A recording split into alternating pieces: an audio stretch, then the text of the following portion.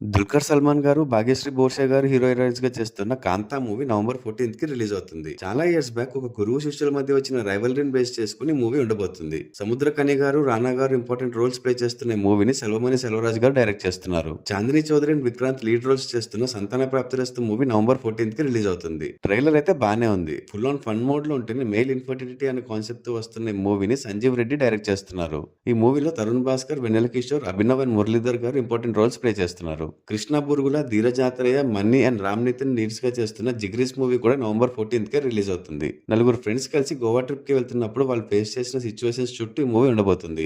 అలాగే రవిబాబు గారు డైరెక్ట్ చేస్తున్న 'Enugutondam Ghatikachalam' movie November 13th నుంచి ఈటీవీ విన్ లో స్ట్రీమ్ అవుతుంది. వీటితో పాటు అజయ్ దేవ్గన్ అండ్ రకుల్ ప్రీత్ యాక్ట్ చేస్తున్న 'De De Pyaar De 2' and Glen Powell act చేస్తున్న 'ది రన్నింగ్ మ్యాన్' మూవీస్ కూడా నవంబర్ 14కే రిలీజ్ అవుతున్నాయి. ఆల్సో నాగార్జున గారి trend setting movie 'Shiva' November 14కి, Siddharth and Trisha evergreen love story 'Nuvvu Vastanante నేను వద్దంటానా' నవంబర్ 15కి రిలీజ్ అవుతున్నాయి. మీరు ఇందులో ఏ మూవీస్ కి వెళ్తున్నారో కామెంట్స్ లో చెప్పండి.